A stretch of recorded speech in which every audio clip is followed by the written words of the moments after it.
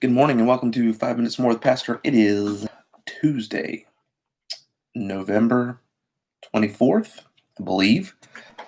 Weather report, Oregon. I hope you're having a good Tuesday. In case you're wondering, yes, something is different. I did get a haircut yesterday, or as they used to say in the South, I got my ears lowered. Um, and so, uh, chopped off a little bit up top here. So I usually try to go somewhere between a month or two before I get a haircut because they're expensive. And yeah, that's why. Anyway, Proverbs chapter 27. No, Proverbs chapter 27 and verse 21 says, "As the finding pot for silver and the furnace for gold, so is a man to his praise." The Bible, in multiple times, even back about 10 chapters ago in the book of Proverbs, speaks of God using the refining fire. God has a deep um, interest and concern in the character of his people. And and really building the character of his people and growing the character of his people and testing and assessing and guiding the hearts of his people to build their character. And here he says one of the great ways that you can assess somebody's character is by how they handle praise, by how they handle praise. When somebody speaks a kind word to us of praise, we should there's nothing wrong with accepting that, but we should accept it humbly. We should accept it with a desire to reflect praise back to the Lord.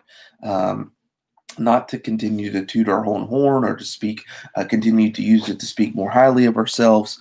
A person of character will be able to handle praise without it giving them, a giant head. There's a story told of an old Persian king who used to love to go and mingle among the commoners. He would dress up as a commoner and he would go mingle around them so that people could not tell that it was him. And one time he went to go spend some time with the guy who basically stoked the fire within the kingdom with coal, I guess it was. I'm not sure, some sort of fuel, and had to go down these dark, dingy steps to this almost like this dungeon. And the guy was always down there, I mean, day after day by himself. And the king would go down there and would just sit with him and would talk to him. And that day he, came dinner time, and the man that kept the fire pulled out an old, black and crusty piece of bread and some water to eat. And he offered it unbeknownst to him to the king, and they sat there and ate and conversed, and the day came to an end and the king left. But the next day he was drawn back because he felt bad for the man. He was lonely. He was there all of the time. And and and so he came back and he spent another day with him, and then he'd keep finding himself coming back to spend time with this man, so much so that they actually became friends. And the guy that was keeping the fire had no clue that it was the king, but they began to spend so much time together that they actually became friends.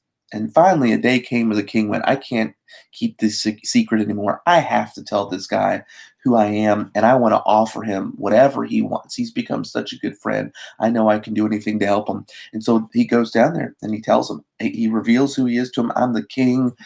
You've become a dear friend to me. I want to let you know you can have whatever you want. I'll give it to you." And the man looked at him and said, "I don't want anything." He said, "No, you don't understand. I'm the king. I'm the king. I can do whatever. I can give you whatever you want." He said, "I don't want anything." He said, "You have already given me the most precious gift. You've already given me this great gift. You have left your palace and you've come here to this dark, lonely place, and you have given me nothing more precious than yourself, your time, your attention." Um, Now, there are two things that come to mind. Number one, this king thought that his friend was going to be like, "Oh man, you're the king. How awesome is that?" No, and in the simplest terms, what he appreciated most about him was his friendship, was his kindness, was his gentleness, was his friendliness to him. Um, But secondly, it's also a reminder that the King of Kings and the Lord of Lords, Jesus Christ, um, left the glories of heaven to come down here to be with us. And if there's anybody that deserves genuine praise, it's him. It's not me for anything that I've done at all. And so, one of the things that we need to remember today is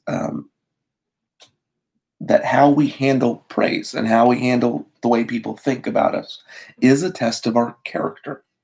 Listen, the reality is some people will praise you and some people uh, will curse you. Some people will praise you and some people will mock you. Some people will praise you. Some people will dislike the decisions you make. I've been there. I'm there now. You've been there. We've had other people be there in that situation. And the reality is, good, bad, or different, we have to ask the Lord to help us to handle those things humbly and to continue to reflect praise back to Him. And I hope He molds and builds uh, and guides our hearts through those situations so that He can build us into the people He wants us to be, to have the character that He wants us to have. I hope you have a great day, and we'll talk to you later.